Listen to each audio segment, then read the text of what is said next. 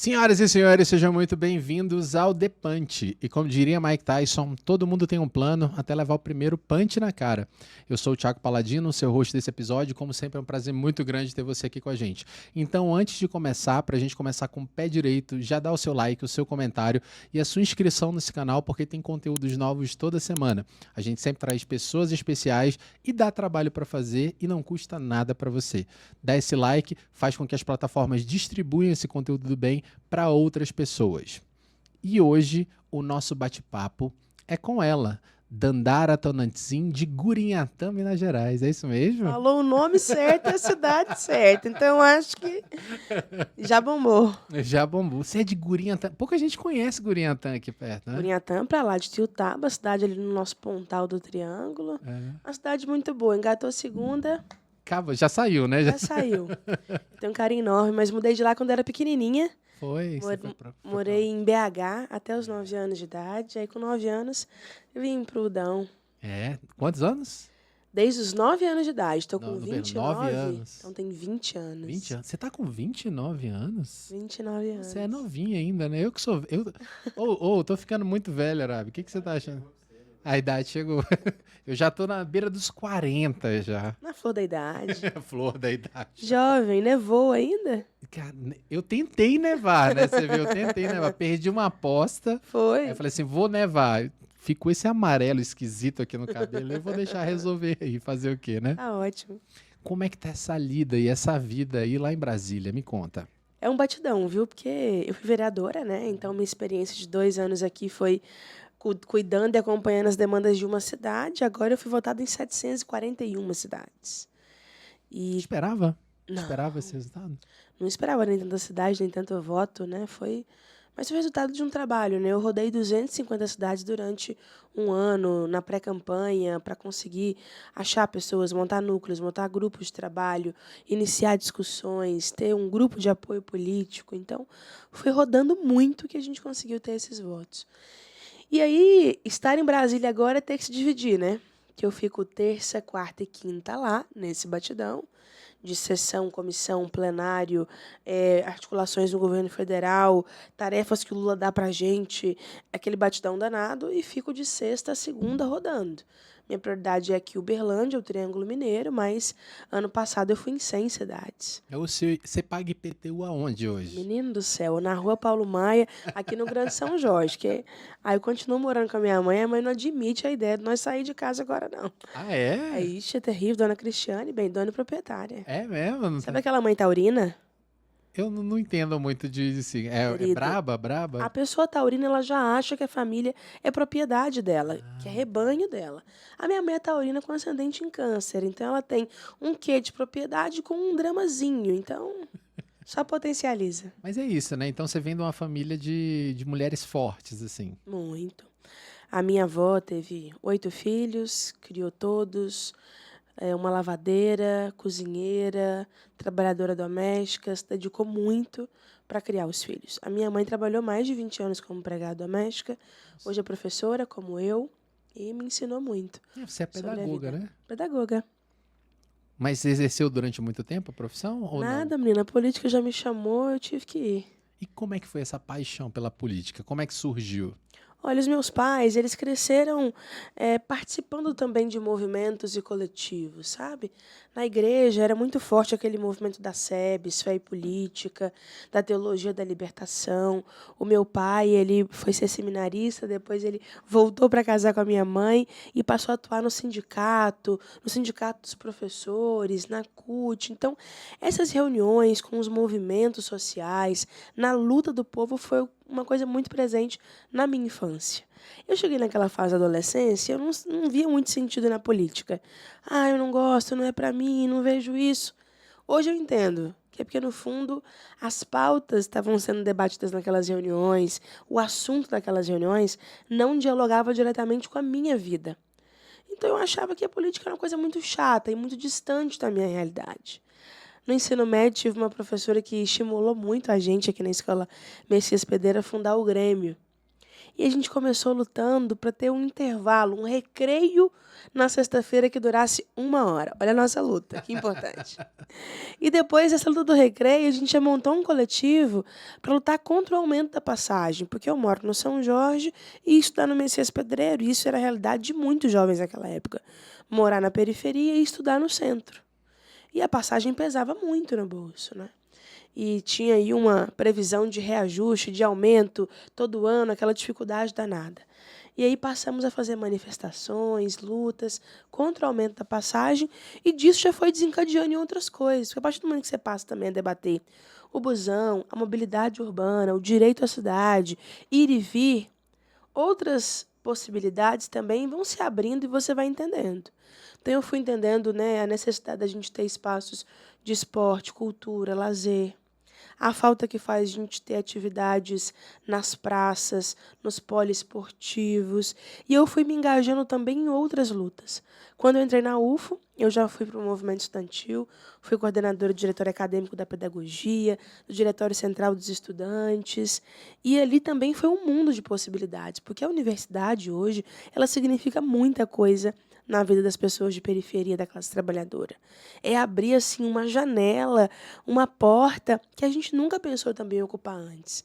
Então tive a oportunidade de fazer projetos, fui para aldeias Guarani Kaiowá com educação indígena. Eu rodei vários lugares do Brasil, participando de discussões de educação popular, construindo projetos para a educação de jovens e adultos, para a educação infantil. Naquela época, a gente já debatia educomunicação, uma comunicação mais conectada, atual, com uma função social também, né, de despertar consciência. Então, estar na UFO foi, para mim, também um processo de tomada de consciência muito grande. Importante, né? Importante, porque hoje existe um movimento, né? Principalmente eu acho que depois dessa época do Bolsonaro, que é uma aversão aos movimentos estudantis, né? Que eles estão ali a maioria das vezes para problematizar. Mas isso não é realidade, né? O movimento estudantil está ali para lutar pelos direitos dos estudantes e que a gente não tem. Vou te dar alguns exemplos. Quando eu fui coordenadora do DCE da UFO, nós conquistamos a moradia estudantil que fica ali no bairro Tibete.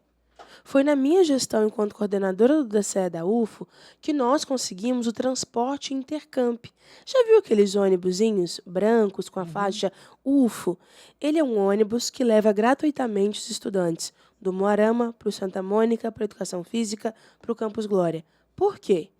Cursos como o curso de Biologia, por exemplo, a minha cunhada faz Biologia, ela tem aula de manhã no Moarama, a aula termina 12h15, 12h45 e depois 1h15, 2 horas ela já tem aula no Santa Mônica, porque são cursos que têm disciplina em 2 campos.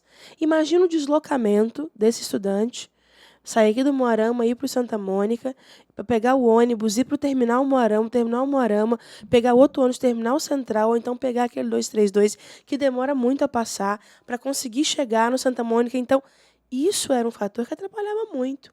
Nós conseguimos o transporte intercamp. Isso é fundamental para os estudantes. Nós também conseguimos ampliação do restaurante universitário. Hoje ele está numa área... O sempre problemático, Com né? certeza.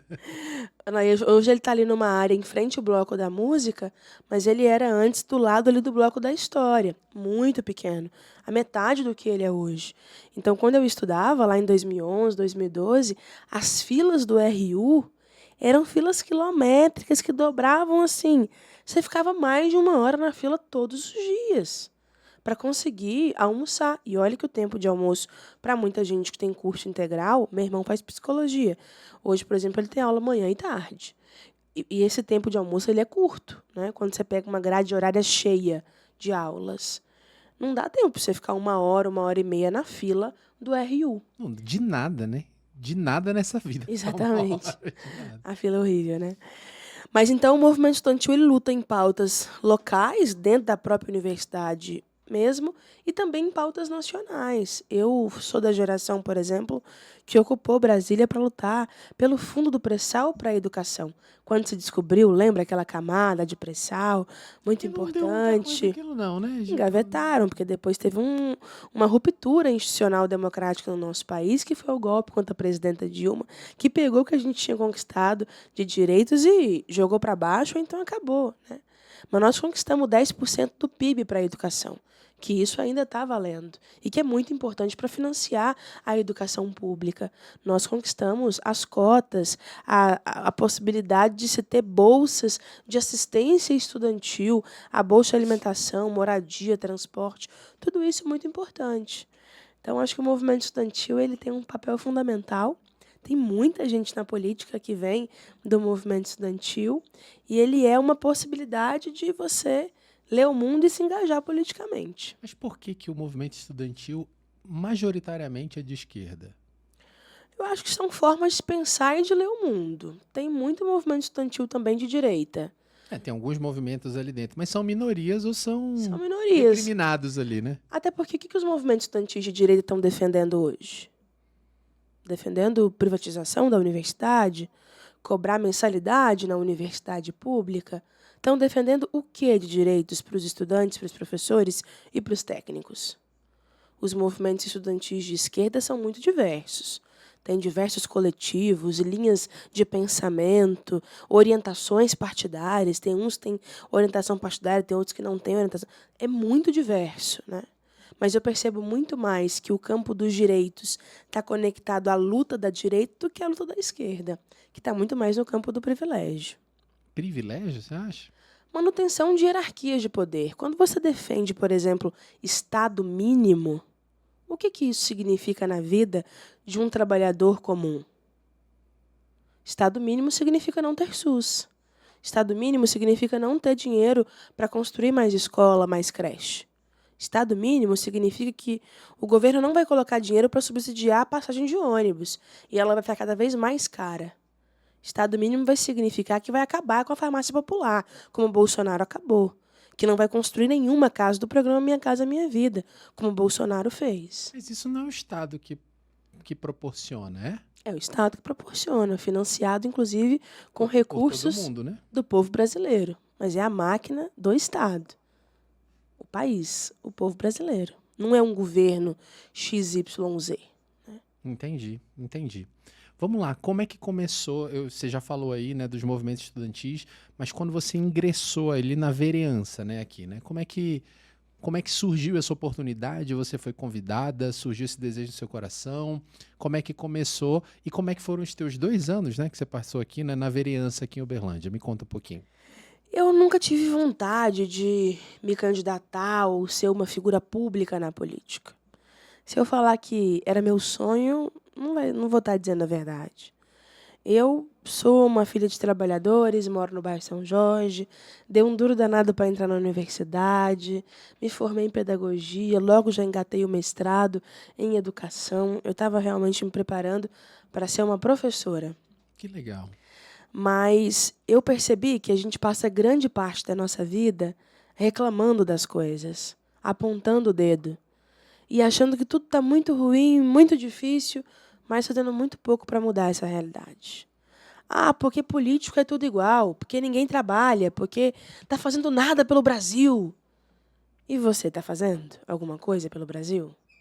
Se você acha que político nenhum trabalha, você vai trabalhar?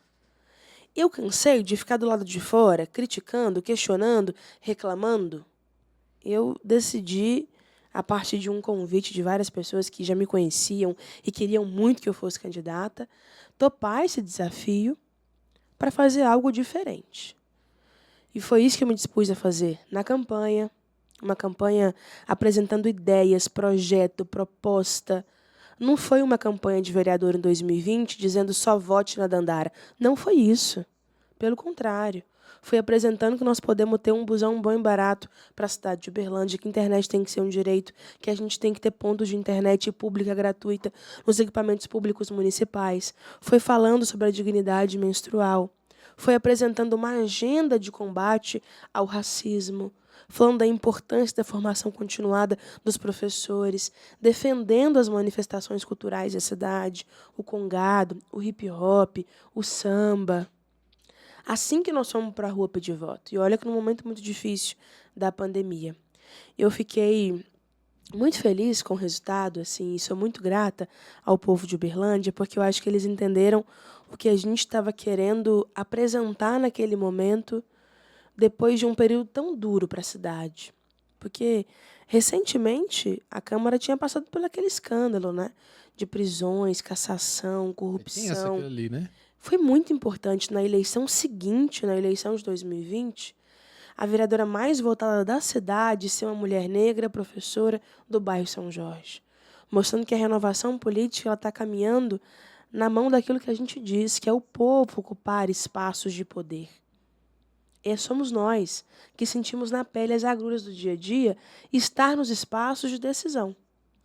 Foi desafiador ser vereadora naquele momento, com uma ascensão da polarização em meio a um avanço da extrema-direita, do ódio, do conservadorismo. Eu sofri muita violência política na Câmara. Foi mesmo? Muita. De cortar microfone, ameaçar, xingar, bate-boca, meus projetos não andarem. Muita violência política. Mas ainda assim não deixei de apresentar aquilo que a gente acreditava que era importante. Nós conseguimos aprovar ciclos de formação continuada para professores sobre a Lei 10.639. Nós aprovamos a Semana Municipal do Hip Hop. Nós fizemos um debate sobre a construção de casas populares por meio de um programa municipal de habitação que foi gigantesco. Claro que a base do governo se juntou para não deixar aprovar, porque a gente ia tirar 10 milhões de reais da comunicação e botar para construir casa para gente pobre. Mas hoje, recentemente, teve uma parada dessa também, né? Eu acho que teve acho que é a mesma situação praticamente, né? Eu tava conversando com quem era aqui, Anábia, era com o Fabão. Acho que era com o Fabão. Ele estava com a gente era a nessa. crise, era a mesma crise, é os 10 milhões da comunicação e tudo mais, né?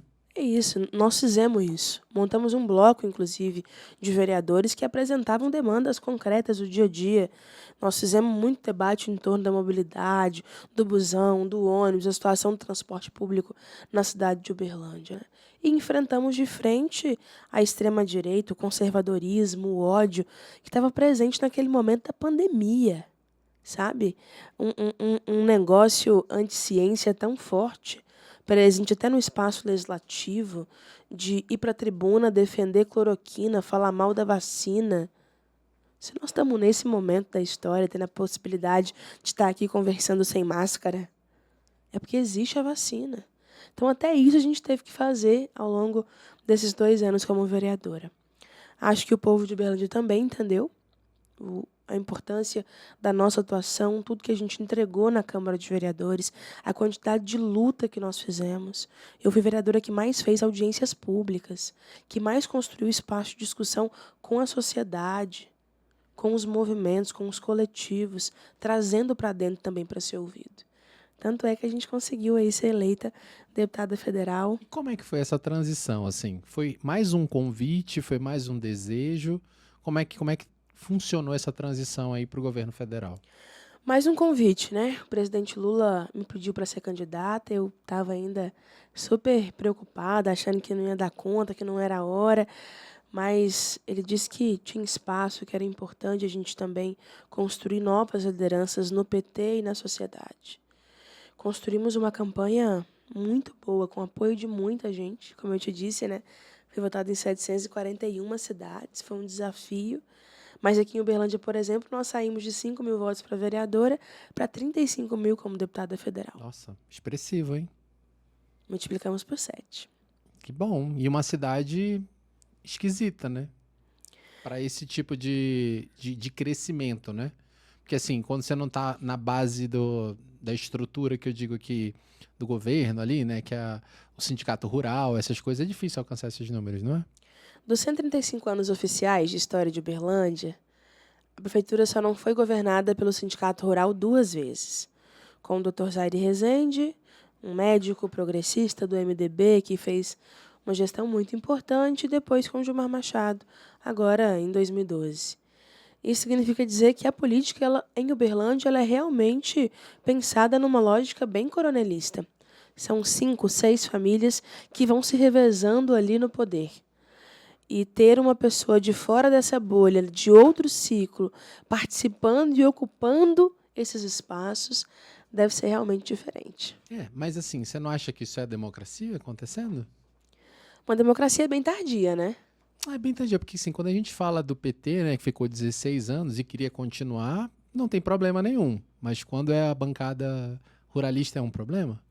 O Brasil tem oficialmente 524, né? 524 anos de história. A nossa república tem 120 e poucos anos de história. Desses 524 anos, quase 400 foram de um modelo formal de escravidão, de exploração da terra, de genocídio do povo indígena. Em 1988, quando a princesa Isabel assinou a Lei Áurea, ela só aboliu os crimes que os senhores de engenho cometeram contra a humanidade. Os negros e negras ou continuaram naquela condição de escravizados ou foram expulsos das terras dos senhores. Se virar, né? No pós-abolição, para acabar de completar, nós vivemos o processo da transição para a república. Porque a elite, né, essa monarquia brasileira, ela também já estava meio insatisfeita e vendo que o mundo passava por uma revolução industrial. Havia uma pressão já internacional muito forte. E a gente ainda no modelo meio escravocrata, meio monarquista, decidiu se construir uma república federativa do Brasil.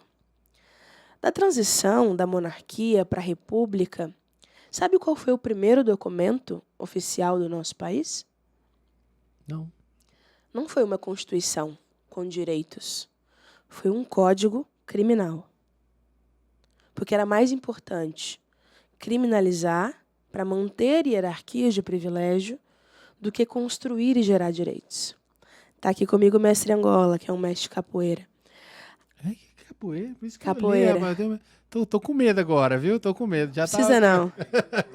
É um capoeirista. Aqui quem veio foi o mestre Garga. O Angola trabalha comigo no mandato e até 1934 a capoeira era considerada crime. No Brasil, o samba foi criminalizado. A capoeira foi criminalizada. Tudo que vinha da pessoa negra foi criminalizada. Isso foi um mecanismo de manter hierarquias de privilégio. Então, quando você olha no fio da história, de onde nós viemos, foi só em 2002 que nós elegemos um governo democrático e popular. Não. 16 anos não deu para resolver 400 anos de desigualdade, exploração, discriminação.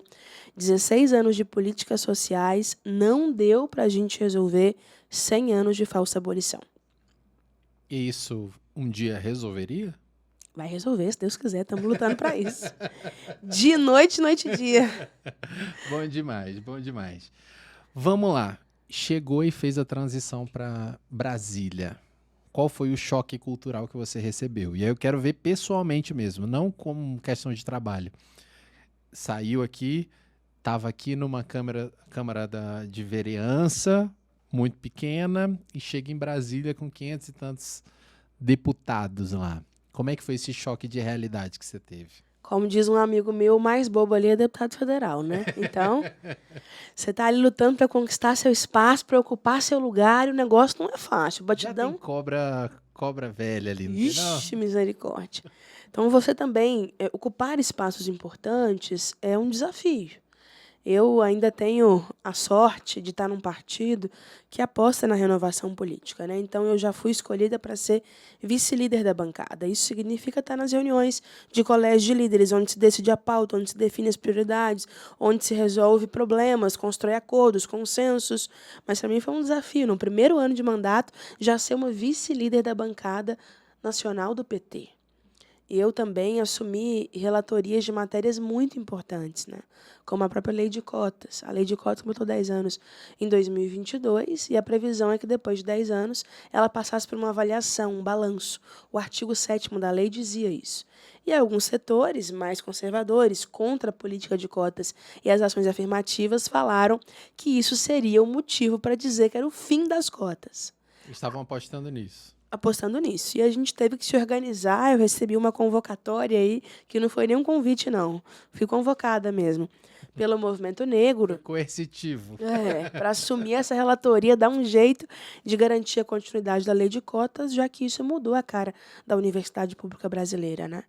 E construímos um processo intenso de debate, primeiro na sociedade, porque é assim que eu acredito que as leis devem ser feitas, é de fora para dentro, é construindo com as pessoas que realmente dialogam diretamente com aquela pauta, tem que ser baseado na economia comportamental, em demandas concretas, objetivas, e não o que a grande maioria dos legisladores fazem, que é fazer projeto de lei baseado em vozes da minha cabeça, né?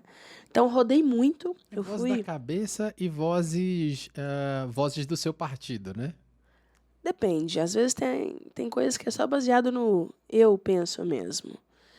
Eu acho que quando você vira deputado federal, existe uma série de pessoas que estão ali atrás dos seus interesses, né? E da sua caneta, vamos dizer assim. Penso errado? Que uma galera que está ali te pressionando. Votamos em você, e se a gente votou em você por essa pauta, a gente quer que você dê conta dessa pauta aqui ou não. Existe uma pressão externa também, né? Não é só você isolado lá e pensando no que você tem que fazer. Isso, acho que uma coisa é essa pressão externa da sociedade, que tem que realmente acontecer, até para puxar a gente para os interesses concretos da população, e a gente não ficar só em miudeza que não tem nada a ver, que não resolve os problemas. Existem formas diferentes dos partidos se organizarem. Cada partido tem uma metodologia também própria de orientar o voto, de pedir como é que vota, como é que se posiciona. Eu faço parte de um partido que ele não é um partido só eleitoral ou cartorial. Ele não existe só no momento da eleição, né? Nós temos um diretório, uma executiva, setoriais. Nós temos uma metodologia de funcionamento. Nós debatemos as pautas, tiramos posição, atuamos nessas posições. E isso também imprime para a gente uma responsabilidade de ter que ter opinião, debater, ocupar os espaços, porque nós sabemos que há também uma disputa de valores ali sendo colocada. Então, voltando, eu acho que é um desafio dar conta desse batidão de Brasília, estar onde a política realmente define, no colégio de líderes, onde os acordos realmente são construídos, estar presente nas comissões, como eu tive esse ano, frentes parlamentares, eu estou em mais de 50 frentes parlamentares, apresentei mais de 176 iniciativas legislativas ao longo do ano. É um desafio dar conta de tudo isso e ainda dar conta da base, né? Voltar para ir no território, porque eu acredito muito na política pé dentro, pé fora. É um pé na base, um pé no plenário, é um pé no barro e outro pé na comissão. A cabeça pensa onde os pés pisam, já dizia o poeta, e a gente tem que seguir pisando onde o povo está. E também é muito difícil chegar em casa à noite e não ter a comida da nossa mãe, não ter um abraço do pai, um abraço do irmão. Brasília é uma cidade muito fria, né? Assim, concreto, as coisas são distantes, longe, não é nem feita para você andar a pé. Eu digo que ali, na Câmara dos Deputados ali e no Senado é um ambiente esquisito. Terrível. De energia. Você não acha, não? Ixi, eu fui lá, eu visitei recentemente, eu acho que não tem nenhum ano que eu visitei lá. Cara, quando eu entrei no Senado, eu falei, que é aquilo ali? Não, eu achei que eu ia ser esmagado, sei lá, um negócio... Eu não sei se é por causa daquele tanto de carpete que tem lá, aquele negócio. Eu tenho bronquite, eu quase morro. Não, pois é, eu não sei se é essa treta aí, mas teve gente que disse que quando entra lá tem cheiro de enxofre. Uai, menina. A energia é carregadíssima. Será que é tanta gente que passou ali? Ou será que é o cramunhão que tá sentado ali na presidência? Deus Pai, misericórdia.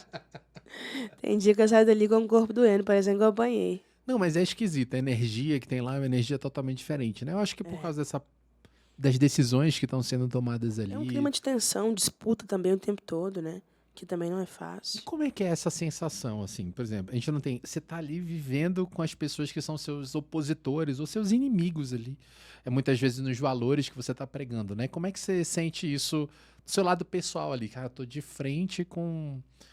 Eu vou supor que um bolsonarista de extrema direita seja seu opositor ferrenho. Então, assim, como é que é lidar com isso todo dia ali? Com a pessoa que está sentada do seu lado, gritando toda hora, pela ordem, presidente, pela ordem. Eu só consegui sobreviver nos últimos anos na política, ocupando espaço de vereadora, de deputada federal, porque eu aprendi a criar um distanciamento. Fazer o debate na política quando tiver que fazer, no campo das ideias e não levar para o campo pessoal. E também não internalizar as coisas. Porque se você for levar tudo que eles dizem ao pé da letra, adoece. A diferença é que tem gente, como eu, que faz política de forma séria e que realmente acredita naquilo que está falando, que está fazendo. Eu acredito nas coisas que eu falo, que eu defendo. Eu acredito. E acredito que isso vai mudar vidas. Mas tem gente da extrema-direita que incorpora um personagem.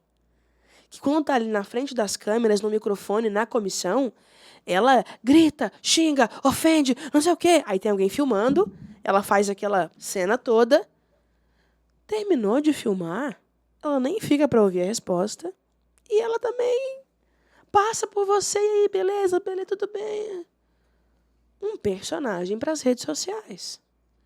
Então, se você for levar o jeito que eles fazem ao pé da letra, nós não vamos conseguir fazer um debate sério ou qualificado realmente do que precisa transformar na sociedade. E a gente tem que seguir vivo, né?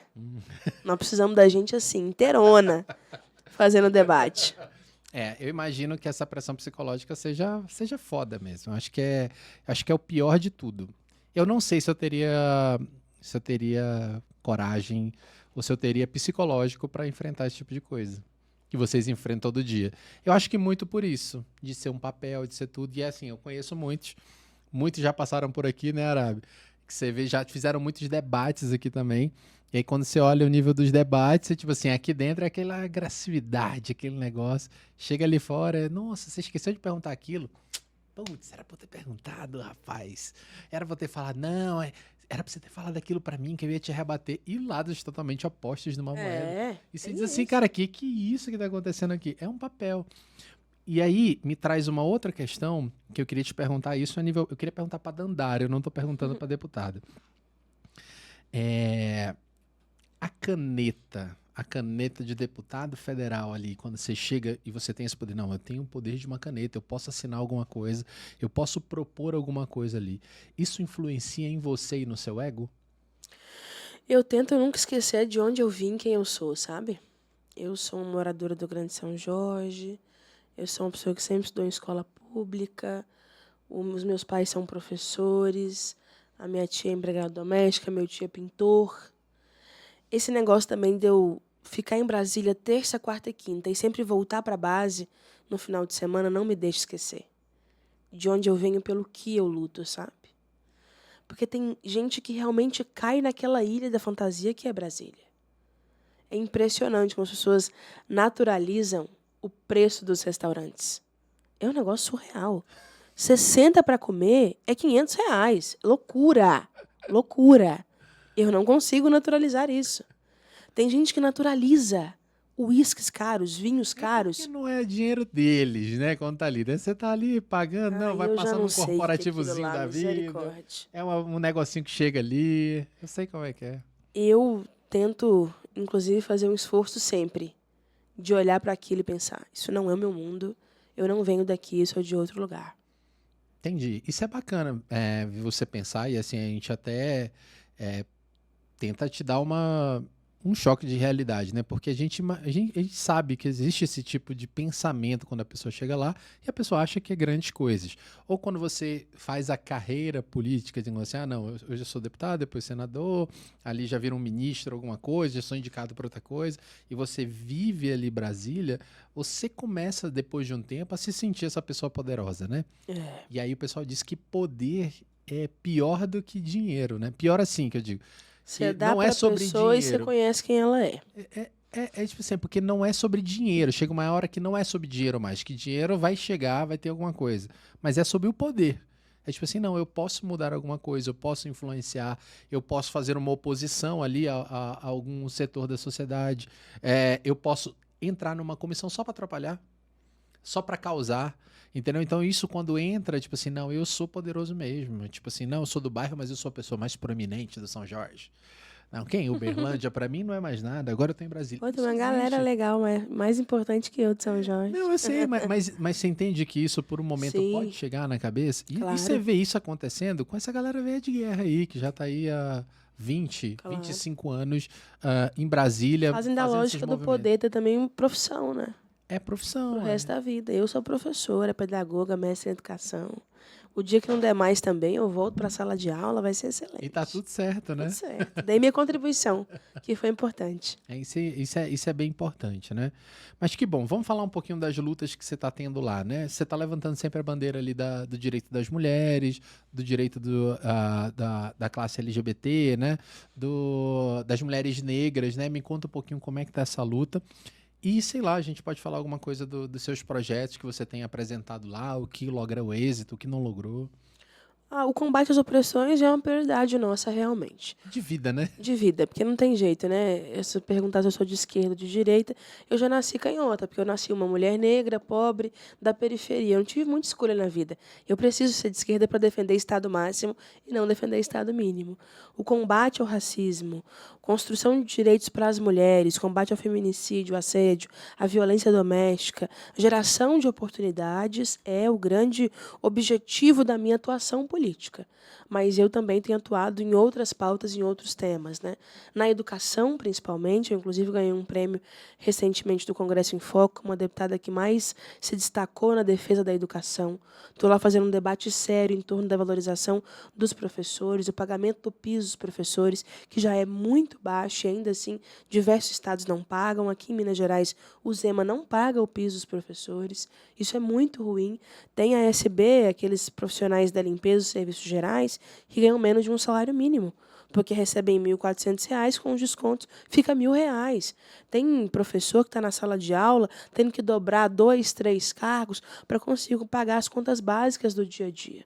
Também lutamos muito ao longo desse ano em torno dos direitos dos estudantes. Então, conseguimos ampliar os recursos destinados para a educação integral, aquela educação que é voltada, inclusive, para a formação humana completa, que vai garantir aula manhã e tarde para aquelas crianças e adolescentes que precisam.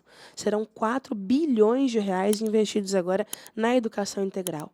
Nós também conseguimos aprovar a poupança jovem. O estudante, no final do 3º ano do ensino médio, que concluir, vai receber uma poupança de R$ 3.000 caindo direto na conta, para estimular que ele permaneça e combater a evasão escolar no ensino médio. E quem é que paga isso? O Estado brasileiro. Mas com que recursos, tipo... Recurso público federal. Não, mas está vindo de onde esse recurso? Do Ministério da Educação. O Ministério da Educação tinha esse dinheiro sobrando para dar para essa galera. O governo não tem dinheiro sobrando, né? Então vai tirar de alguém. Não, ou vai tirar de outro recurso local. da educação que foi desenhado esse ano com essa prioridade.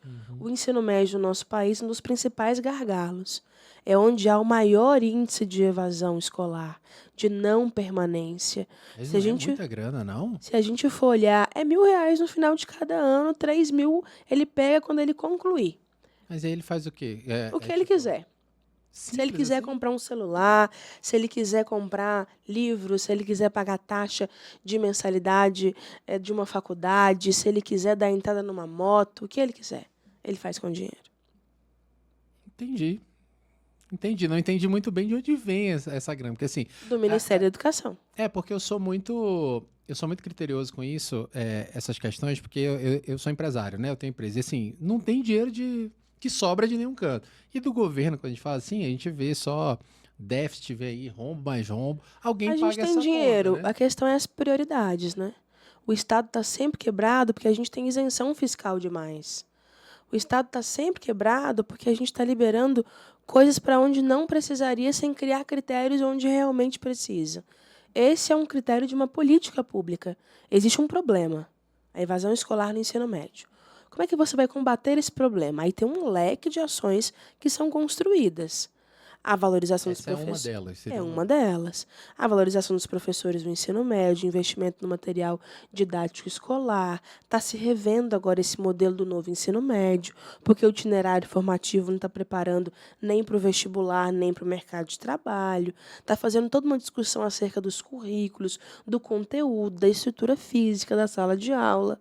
E uma das ações para ajudar o estudante a fixar e permanecer no ensino médio é ele não ter que sair para trabalhar ou pensar só no imediatismo. É ele entender que ele ficando, ele também terá um benefício. E essa também é a lógica do Bolsa Família. É você contribuir para que famílias de baixa renda, de extrema pobreza, possam deixar os seus filhos na escola e não precisar de colocar eles para trabalhar, porque essa é a realidade da maioria das pessoas. Como é que nós estamos conseguindo combater o analfabetismo, a desigualdade escolar? Investindo na permanência dos estudantes.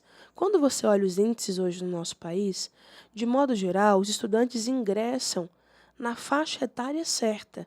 Não há muita discrepância na educação infantil, nos primeiros anos do ensino fundamental, que a gente chama de séries iniciais.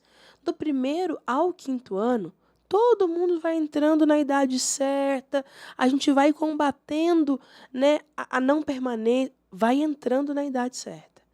O problema começa no ensino fundamental 2, no ensino médio, e se aprofunda com a discrepância do acesso ao ensino superior. Então, continuando, a gente avançou na aprovação dessa poupança jovem, que vai ser muito importante para estimular a permanência dos estudantes no ensino médio. Nós também apresentamos projetos importantes no campo do meio ambiente. Eu coordeno hoje o grupo de trabalho, o GT, que estuda o cerrado hoje na Câmara dos Deputados, porque tem sido bioma de sacrifício muito mais desmatado do que a Amazônia, que a gente tem que debater seriamente, porque é no cerrado que nascem os principais rios do nosso país. Eu também estou atuando no campo da mineração no nosso estado, porque, infelizmente, nós tivemos crimes ambientais em Minas Gerais que não podem acontecer mais, e esses territórios onde há mineração precisam ser assistidos. Então, eu estou aqui em Uberlândia, mas nós temos uma atuação política lá no Vale do Jequitinhonha. Lá tem uma exploração do lítio muito grande. Você trabalha com tecnologia, você sabe tanto que o lítio está valendo mais do que ouro hoje em muitos mercados.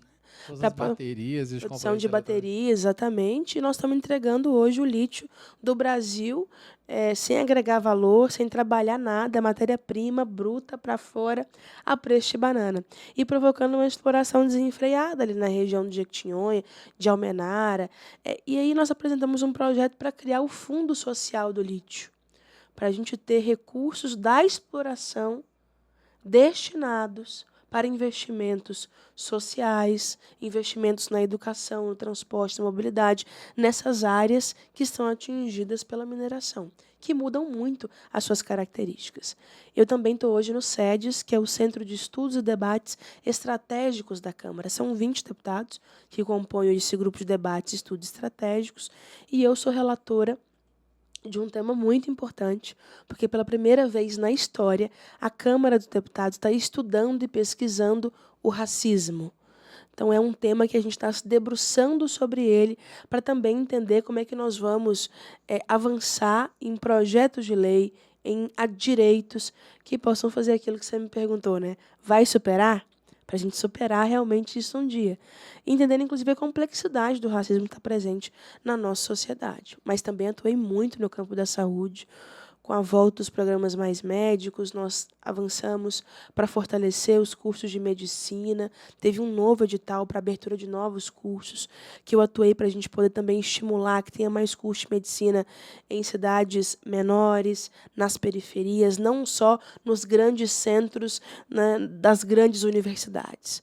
Mas formar mais médicos é também uma tarefa do nosso país. Para fortalecer o SUS, eu, inclusive, estava aqui essa semana com o Arthur Quioro, que é presidente da IBSER, é a empresa brasileira que administra os hospitais universitários, e eles administram aqui na região o HC, o Hospital de Clínicas aqui da UF, e o HC da UFTM. Nós temos muitas demandas nesse hospital, tanto aqui como em Uberaba, porque nós temos um modelo de hospital que é de pronto-socorro, alta e média complexidade, que atendem regionalmente. São 27 cidades, o HC da UFO, 27 o HC da UFTM, e com muitas demandas colocadas. Então, fiz questão de trazer o presidente nacional da empresa aqui, para ele ver de perto qual é a demanda e entender as nossas reivindicações e os nossos pedidos. Tem uma atuação parlamentar que é na Câmara dos Deputados, mas tem também uma atuação de articulação no território, a busca de recursos, né? Eu, esse ano, consegui, por exemplo, R$1 milhão para terminar um teatro que estava inacabado na UFA há mais de 10 anos. Ali no campus Santa Mônica, ficava ali no subsolo. Consegui 6 milhões de reais para a Rede Municipal de Saúde de Uberlândia. Consegui mais 500 mil reais para ajudar num piso tátil que está sendo construído, acessibilidade completa de uma creche nova que vai atender os moradores do bairro Glória. Essa articulação que a gente tem se dedicado hoje. Isso que ninguém vê, né? Tá fora dos stories isso aí, não tá? Às vezes até vai um pouco para os stories, mas é tanta coisa que a gente faz no dia a dia. Eu cansei só de escutar. Eu não aguentava um dia na pele dessa mulher, não, rodando. Eu nem sei se eu vou assistir tudo que a gente faz, né? Não, mas eu acho que esse papel de defesa, né, e de você trazer os investimentos para a região é muito importante, né? Eu acho que faz a diferença para o eleitor, né? Faz a diferença para a pessoa que está na ponta lá mesmo, né? É Aquela pessoa que confiou no seu trabalho lá na ponta, né? É. A expectativa é essa, né? Entregar. Bom demais. Vamos falar um pouquinho de governo? Bora. Bora. Qual foi o balanço que você fez aí do primeiro ano? Sei que você tá na base, você é suspeita para falar. Sou nada, trabalhei diretamente em tudo. Então, você é suspeita para falar por isso, né? Você não vai falar nada negativo do que tá acontecendo, né? Mas a gente vê, eu não sou um cara de esquerda, assim, eu não... Até é igual você falou, um ponto muito importante, né? Quando a gente fala, o Brasil se tornou de uma forma muito polarizada nos últimos anos, né? Eu acho que a galera começou a olhar mais para a política mediante a tudo que aconteceu nesses últimos anos. E cada um tem o seu lado e tem suas razões e tem sua janela de olhar, né? Como você falou, já nasci na esquerda, né? Porque sou preta, periférica, filho de trabalhadores, né? Que estão ali, trabalhadores de base, digamos assim. E aí não tem outro caminho a ser seguido. Eu acredito muito nisso, sabe? Que não tem outro caminho, porque não é uma coisa que eu senti. Por exemplo, se a gente for falar de racismo aqui, a gente sabe que tem que combater o racismo, mas eu não sei a dor de uma pessoa que sofreu racismo. Não tem como eu sentir. Não tem como eu sentir que é uma coisa que vem desde criança, né? Uma coisa que ele vai vendo na infância dele, que vai vendo no mercado de trabalho, vai vendo numa universidade. É difícil a gente falar desse outro ponto, né? Mas o que eu queria te perguntar é a gente tentar elucidar de forma do que aconteceu. A gente sabe que houve uma virada, uma guinada totalmente de um polo para o outro, né, de governo, mas como é que você está sentindo aí esse avanço? Você falou, o Lula, a gente estava falando off aqui, que o Lula trabalha aí de 8 à meia-noite, né, tem toda essa visão aí de tentar olhar tudo que está acontecendo, e tem também as coisas que ele não fez muito bem, né, que a gente diz assim, isso aqui está falhando, ou está viajando demais, ou tá taxando demais outras coisas que não devia ter taxada. Como é que você está vendo aí essas movimentações? Você mesmo, não a deputada Dandara. É difícil separar uma coisa da outra, né? Porque eu te falei, eu não sou um personagem na política. Eu realmente acredito nas coisas que eu faço. Então, a pessoa Dandara tá ali na deputada Dandara o tempo todo. Mas as coisas importantes que aconteceram esse ano. O Brasil saiu da 12ª para a 9ª economia mundial. Em um ano, você subir 3 casas num ranking não é pouca coisa. Recuperamos a credibilidade internacional, e aí eu sou testemunha disso, porque nessas viagens que está rolando do presidente, eu acompanhei 2 delas. Fui para a África, para Angola, e fui para Nova York na cúpula da ONU, a convite dele. E é impressionante o patamar que o Brasil reconquistou com o retorno do presidente Lula. A credibilidade, o respeito internacional. E a quantidade de coisa que o Lula consegue encaminhar e resolver em cada uma dessas viagens. Nenhuma delas, o Lula voltou para o Brasil de mão abanando. Nenhuma. Em todas, ele construiu acordos de cooperação, acordos bilaterais, ele conseguiu linhas de crédito, ele conseguiu novos financiadores, projetos, taxas de importação e exportação diferenciadas. Em todas elas. Nos Estados Unidos, eu acompanhei as agendas que ele fez com o Biden. E foi impressionante a quantidade de coisas que ele conseguiu ali encaminhar. Sabe que nos Estados Unidos os direitos trabalhistas são diferentes, como no Brasil, né? Esse regime CLT, carteira assinada como a gente tem aqui, não existe lá. Só que, ao mesmo tempo, há uma exploração ainda maior da mão de obra quando a pessoa ela é latina, quando ela é imigrante. E o Lula conseguiu fazer um tratado, um acordo internacional com o Biden de garantir alguns direitos trabalhistas para essas pessoas do Brasil que vão trabalhar lá. carga horária, jornada de trabalho, condições de trabalho, lugar para se fazer denúncia de assédio, de exploração, de condições análogas à escravidão. Eu estava lá quando ele, inclusive, conseguiu tirar um compromisso de ações do governo Biden para fiscalizar lugares que têm denúncias onde brasileiros estão trabalhando nos Estados Unidos. Na Angola, tem hoje, inclusive, um acordo de cooperação internacional que a gente leva tecnologia para eles desenvolverem a agricultura e, em contrapartida, empresários como você, brasileiros, estão indo trabalhar e desenvolver na Angola e em vários países africanos e trazendo também mais investimentos para o Brasil. Então, em cada uma dessas viagens, ele trouxe coisas muito importantes.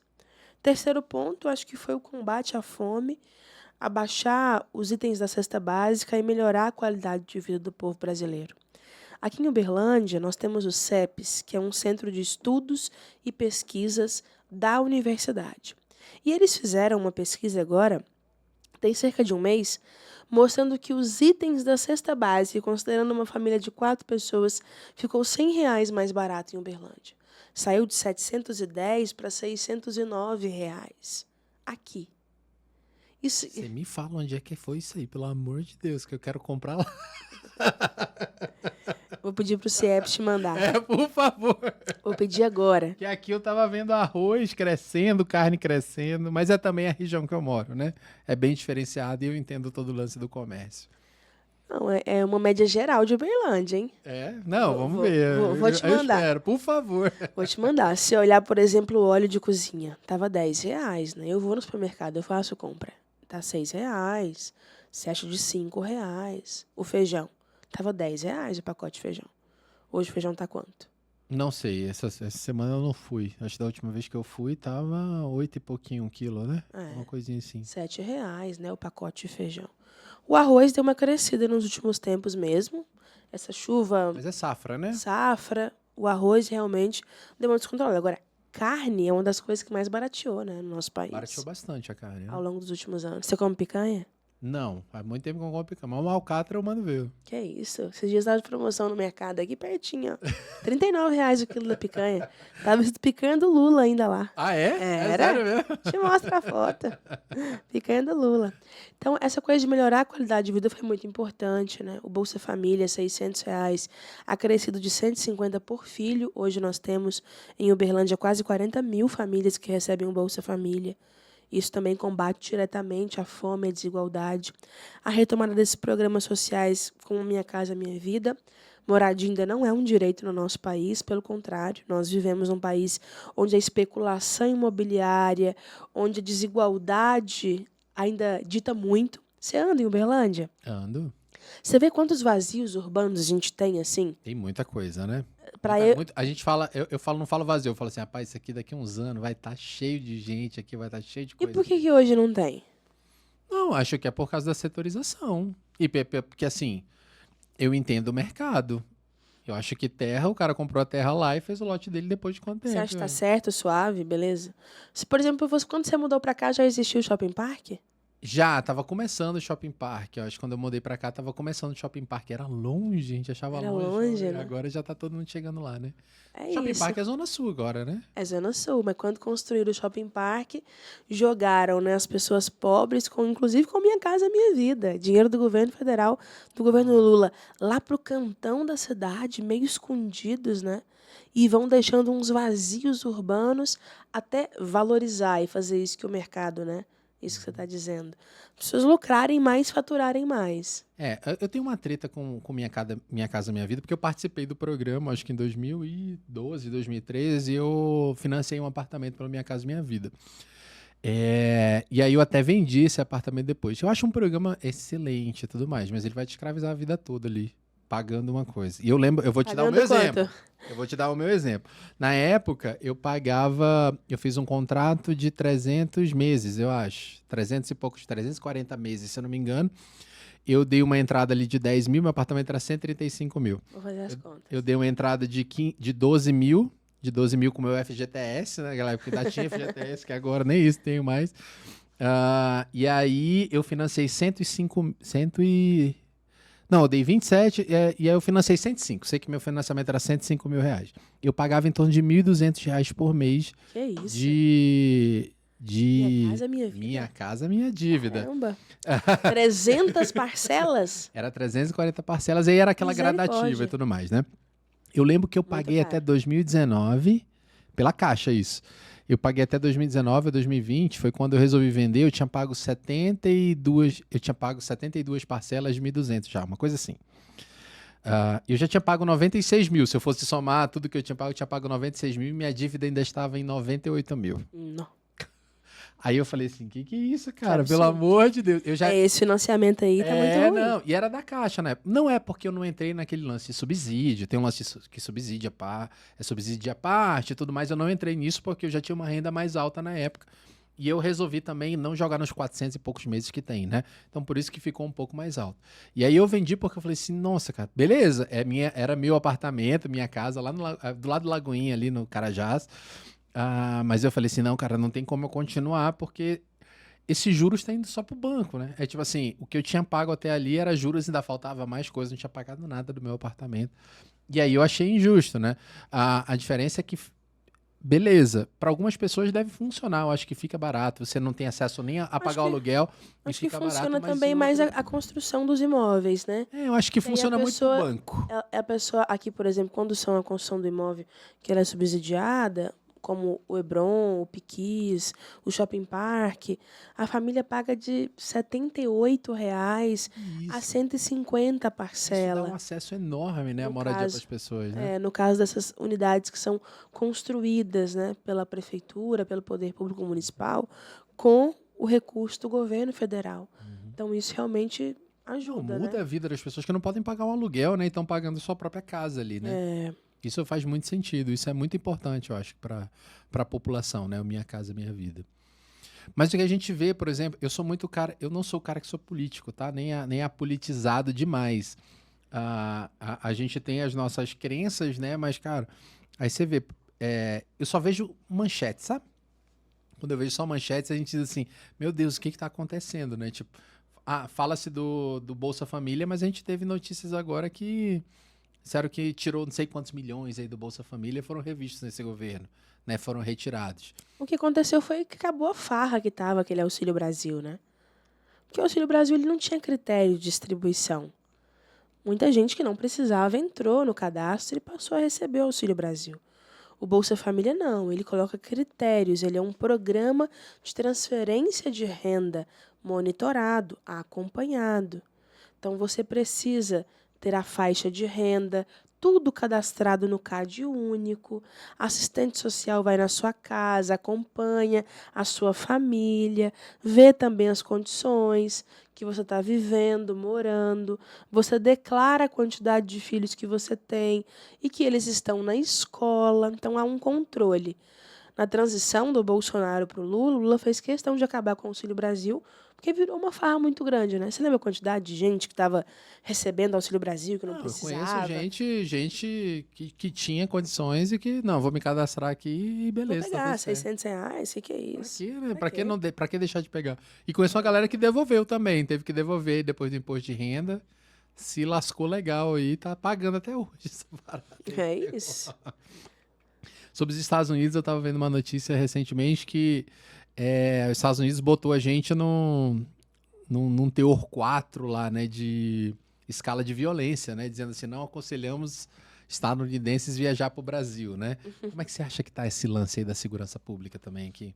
Muito ruim, né? O nosso país ele nunca pensou desenvolver uma segurança pública capaz de dar conta da complexidade de ser um país continental, de ser um país com profundas desigualdades sociais.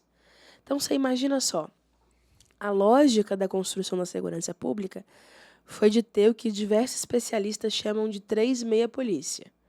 Porque você tem a polícia militar, que deveria estar para proteger a vida, os cidadãos, mas segundo dados que são amplamente divulgados, é uma das polícias que mais mata no mundo, né? O Brasil mata mais que países em guerra. A Polícia Civil, que deveria investigar, os A crimes. polícia não mata de graça também, né? Ela troca tiro. Eu não vou entrar nessa pauta, Troca não. tiro, né? A Eu Polícia conheço Civil, muitos policiais que estão aí, né? Tipo, eu conheço muitos policiais que são próximos ali. A vida dos caras é cruel também. É o termo de decisão de uma hora pra outra ali, né? Não existe inteligência efetiva na polícia, né? existe inteligência efetiva na polícia, existe uma tática, uma instrução, existe uma origem pela qual a Polícia Militar surgiu no nosso país, há um direcionamento e uma orientação também do trabalho. Há uma forma como a polícia ela é gestada e pensada. Eu defendo uma polícia militar mais humanizada, uma polícia militar que esteja ali para proteger a vida das pessoas e transformar nossa realidade. Não adianta trocar tiro com o menino que está lá no Lagoinha com 3 buchinhas de maconha. Não adianta trocar tiro com a pessoa que está servindo de avião no bairro. Em muitos condomínios é que estão os grandes traficantes. Sim. E nesses lugares a polícia não entra dando tiro e matando as pessoas que estão lá, né? No Fantástico, recentemente, passou uma matéria grande mostrando o que aquelas câmeras no uniforme dos policiais têm mostrado no dia a dia da realidade da atuação policial. Inclusive, né, coisas que devem ser realmente investigadas e apuradas. Eu não quero generalizar, não são todos os policiais, não é toda a corporação, não é toda a polícia. Mas a polícia militar, para ela continuar existindo, ela precisa passar por um processo de reformulação e reorganização. Porque está morrendo policial e está morrendo bandido. Está morrendo gente inocente e está morrendo trabalhador. Do jeito que está hoje, não está funcionando. A gente não está combatendo o crime organizado e nem está melhorando a segurança pública do nosso país. Está funcionando essa guerra às drogas? Está dando certo as abordagens policiais do jeito que é feito? Não dá, eu acho O que não. crime Acho que nunca vai organizado está dar. sendo combatido? Não está sendo. Então, se não está funcionando, a gente tem que conversar sobre isso. E acho que a Polícia Civil deveria ter mais investimento para ela conseguir, de fato, fazer as investigações, dar conta, né, de todo o processo de perícia, de apuração, de inquérito. É muita demanda para uma polícia tão sucateada como é a Polícia Civil. E aí nós chegamos na Polícia Federal, que deveria proteger nossas fronteiras. Num país continental como o nosso, olha como é que está o narcotráfico no nosso continente. Tá dando conta? Não vai dar conta nunca, eu acho. Não existe modo para se combater esse tanto de quilômetros de fronteira aí. Eu Não acho, existe. eu acho que tem formas de melhorar o que tem hoje. Não, sempre vai melhorar, conta é mas eu acho que complexo. o crime ele trabalha muito melhor do que a organização pública da sociedade não criminosa. O crime trabalha muito mais organizado, realmente. Tem mais dinheiro, mais É. investimento, né? Porque o investimento é da sobrevivência deles, né? Então não é interessante eles se manterem de alguma forma, né? E é dinheiro ilícito, né? E é um negócio que... combater as drogas, tá? Cara, drogas sempre vai ter. Sempre vai ter gente, sempre vai ter um explorando o outro. Eu não vejo solução para uma parada dessa. Porque isso não é a realidade só do nosso país, de Eu terceiro sou uma mundo. sonhadora, sabe? Não, Eu tô eu não sempre na acredito. busca de solução. Eu acho que Eu tem sou jeito cristão, sim. eu sou cristão. E o final de tudo vai ser bem pior do que tá aqui. É o que tá escrito no Misericórdia, não vai livrinho. Vai não, nós vamos dar conta, nós vamos melhorar esse mundo. Nós Eu temos acho que a gente transformar. tenta melhorar pela forma que a gente trata o mundo. Eu acho que a gente tem que melhorar nos nossos microespaços, né? Você trabalhando como deputada federal, você tem um poder e você tem um range que você consegue atingir, né? Mas aqui, por exemplo, que eu tenho um range que eu posso atingir é na minha casa, na minha família, nas pessoas que estão aqui, estão trabalhando comigo, é aqui onde eu consigo trabalhar. E todo mundo tentando ir pro bem. É isso. Mas tem coisas que não vão ser resolvidas. Eu acho que vai piorar muito antes de melhorar alguma coisa. Eu luto todo dia pra resolver. Não fala isso pra mim, não. Eu acredito que o ser humano Eu não luto tem todo jeito. dia. Não Tem jeito? Que isso? O ser humano é o mesmo, pra mim. É o mesmo desde lá da área da pré-história até agora. O ser humano faz a mesma coisa que sempre fez. A diferença é só tecnologia. Eu consigo fazer Muito mais mudando, rápido as ou não. pessoas também. Não, nada. Tem um processo de tomada de consciência, de emancipação, de se enxergar no mundo, de querer também desenvolver. A gente não pode generalizar o mundo com pessoas que são ruins. Não, eu não estou Tem muita generalizando com gente pessoas fazendo ruins. coisas legais. Não, eu sei, mas as pessoas que estão fazendo coisas legais, elas estão fazendo coisas legais. Mas o ser humano é corrompível. Eu acho de qualquer nível. É o da ser humano natureza humana, realmente. Então, assim, sempre vai ter alguém fazendo alguma coisa de ruim e a gente só tem que lidar. Hoje, por exemplo, Não, a vai gente tem pra que uma tomada. combater. A gente Eu vai, não fico a gente vai lidando, ter não. uma tomada de consciência, aí tá todo mundo paz e amor, aí daqui a pouco vem uma grande potência, que nem essas que a gente tá vendo aí, vai meter fogo em todo mundo. Aí todo mundo vai ter que pegar em arma de novo pra se proteger. E aí, beleza, aí depois vai vir tempo de calmaria. Depois vai vir o outro agente do mal que vai querer meter bala em todo mundo e jogar bomba atômica. E todo mundo tem que se armar pra se proteger do homem mau. Sempre vai ser assim. Eu não acredito nisso, tá? Quero deixar registrado para quem está nos acompanhando. E eu acredito na humanidade, eu acredito no bem, no desenvolvimento, no progresso, eu acredito. Eu acredito em homens bons. No bem é relativo, assim como o mal é relativo. Vamos lá. Bora. Dandara, qual foi o maior soco que você levou na sua vida? Acho que foi quando arrancaram meu turbante numa festa de formatura. Eu entrei com processo civil e criminal. Por que arrancaram primeiro? Perguntar para eles, né? Do nada você tava lá e alguém chegou e arrancou seu turbante. Tava numa festa de formatura aqui no Palácio Cristal de Engenharia Civil da UFO. Eu cheguei numa festa de formatura dos meus amigos, usando um turbante dourado, um vestido branco, e eu já percebi os olhares. E não eram olhares que diziam, que diferente, né? Não, eram olhares questionadores. Tipo, o que você tá fazendo aqui? Claro, questionando a minha presença. Eu preferi fingir que eu não ouvia, que não era comigo, que não estava acontecendo. A gente faz isso muitas vezes na vida, porque dói tanto o racismo, o machismo, que a gente prefere fingir que não é com a gente. Quase no final da festa, do lado de fora, eu fui cumprimentar um amigo que estava no trio elétrico.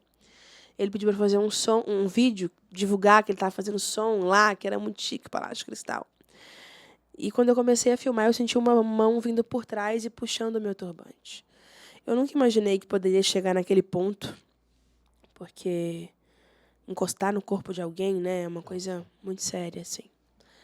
Eu empurrei esse cara, falei, tira a mão de mim, não me encosta, você não pode me encostar. Ele ria, debochava, como se fosse ser história que ele ia contar no dia seguinte para os amigos, no rolê, se vangloriando do que ele fez. Eu terminei de gravar, entreguei o telefone para o meu amigo, para o Jamil, e fui procurar onde estavam as pessoas da festa que estavam comigo, né? Ele me viu uma segunda vez sozinha, fez um sinal para os amigos dele, e eram 6 homens que vieram rapidamente e fizeram uma rodinha em volta de mim. Como assim? Eu tentava sair da rodinha, eles fechavam a rodinha. Eu tentava sair, eles fechavam a rodinha. Até que um deles veio, puxou meu turbante e jogou no chão. Meu cabelo debaixo desse turbante todo bagunçado. Eu não sabia se eu arrumava meu cabelo, se eu pegava o turbante, se eu saía correndo, o que eu fazia. Quando eu abaixei para pegar meu turbante, eles viraram as latinhas de cerveja em mim. Eu consegui empurrar um deles, saí correndo, achei meus amigos. Quando meus amigos me viram sem um turbante, com a cerveja escorrendo no rosto, já chamaram na hora o segurança. Eu estava tão em estado de choque, porque eu nunca imaginei que isso poderia acontecer. Que Isso faz quanto tempo? Foi 2017. Naquela confusão eu nem consegui identificar quem que eram 6 caras. Não tem como, Eu só praticamente identifiquei o que começou e o que tirou meu turbante. O segurança foi até ele e falou que você agrediu ela? Ele falou, não. Só tirei esse pano da cabeça dela. Porque a ideia que o racismo cria também, né, de que com o corpo das pessoas negras tudo pode. Com o da mulher negra, então, nem se fala. Eles foram expulsos da festa e depois disso, as namoradas, todas brancas, vieram me bater, falando que eu era culpada, que eles não tinham feito isso. A segurança, as mulheres tiveram que ficar me protegendo, fazendo barreira, para não deixar essas meninas me baterem. Que isso, velho? Eu fui literalmente a última pessoa a sair do Palácio Cristal. Eu saí de lá com os meus amigos e fui chegar em casa, já era 11 horas da manhã. E quando eu cheguei em casa e contei para minha mãe chorou muito, porque minha mãe é também uma mulher negra que já passou por muita coisa nessa vida, assim. Trabalhando como trabalhadora doméstica, então nem se fala. Ela se sentiu muito impotente, sabe? E eu ainda sem dormir, fiz um post no Facebook na época, que o título era Nossa Presença Incomoda, e fiz um relato do que aconteceu. Tomei um chá e dei um cochilo assim, de umas 3 horas. Quando eu acordei, a postagem já tinha viralizado bastante. Na época, 50 mil curtidas era viralizar, né? Tava bombado com 50 mil curtidas. Eu liguei para os meus amigos, tive orientação jurídica, inclusive, ia fazer boletim de ocorrência para a gente entrar com o processo. Eu levei para a delegacia, assim, umas 10 pessoas. Gente que viu a cena, gente que acompanhou, gente que ficou comigo até o final. E mesmo assim, o delegado não quis fazer o boletim de ocorrência do crime de racismo. Nossa. Ele colocou agressão física, entre parênteses, motivada pelo preconceito racial. Ele chegou a me perguntar, mas esse cara te chamou de alguma coisa?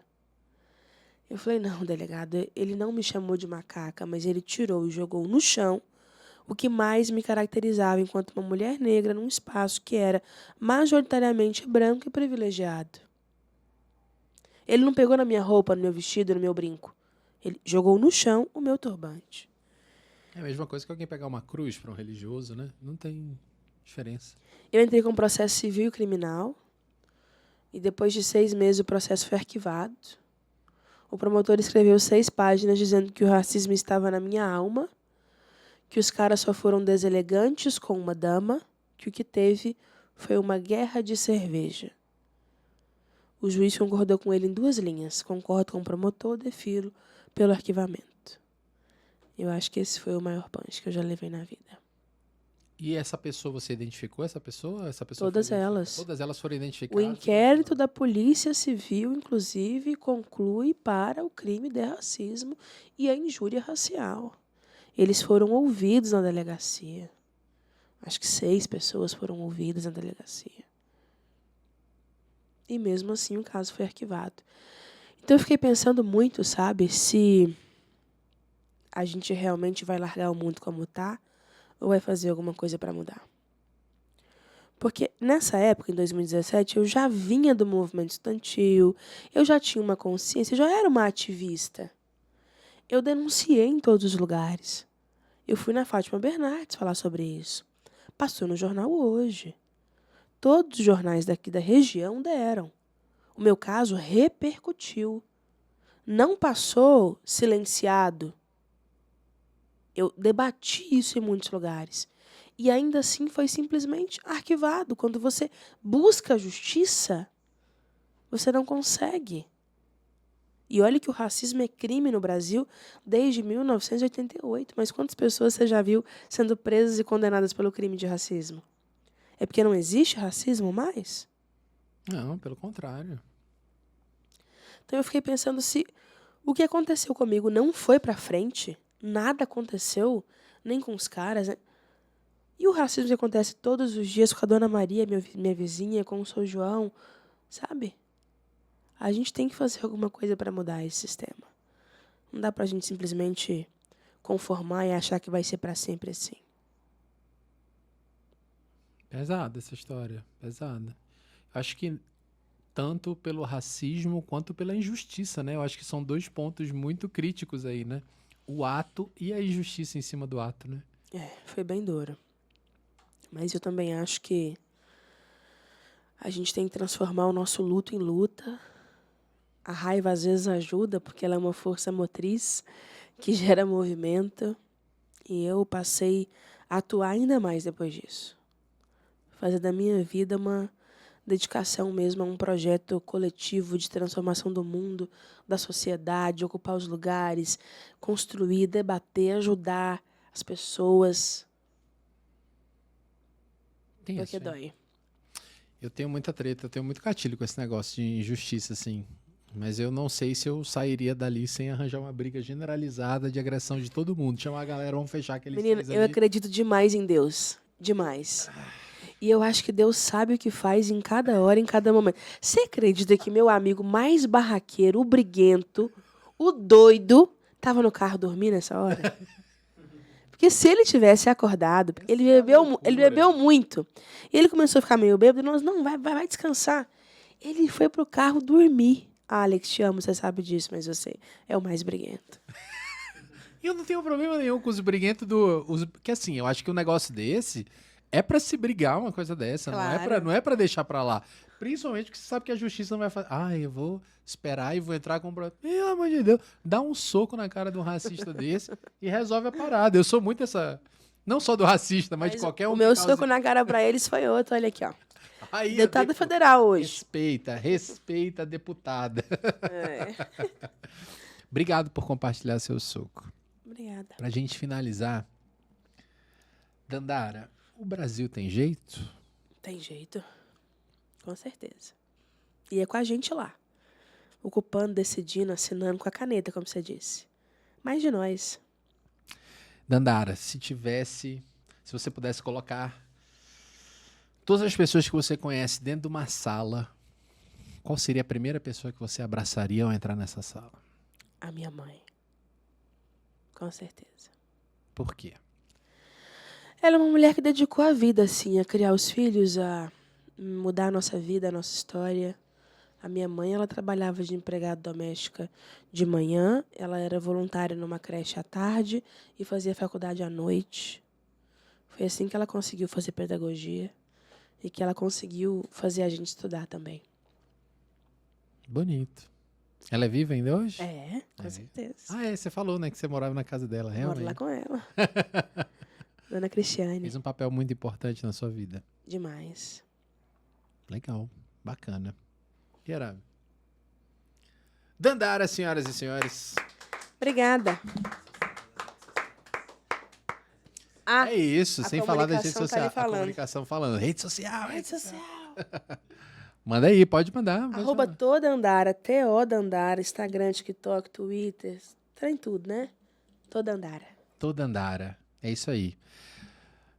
Deputada Dandara, eu queria desejar sucesso na sua jornada, porque eu acho que o sucesso em toda a lida que você está tendo lá é o sucesso de toda a sociedade, né? Eu acho que é a luta de toda a sociedade. Então, a gente sabe que existe uma luta contra, né? Existe uma agenda contra os deputados, só falando que eles são corruptos, falando que não sei o quê, só batendo. Mas a gente sabe que toda essa parte do legislativo é uma galera que trabalha muito. Trabalha incessantemente, trabalha lutando em prol do objetivo sempre e que você se mantenha sempre nesse objetivo. Amém, assim Viu? seja. Eu acho que isso é o mais importante. Não esqueça da base, eu acho que é isso. Não esquece de onde você veio, que eu acho que você vai ter muito sucesso aí nessa empreitada. Pra nós. Soquinho do Depante. Espero que tenha gostado do papo. Foi ótimo. Obrigada. Tchau, gente. Até mais. E você que ficou aqui até agora, muito obrigado pela sua participação. Antes de sair, dá o seu like, se inscreve nesse canal para mais conteúdo do bem. E a gente se vê no próximo episódio. Valeu!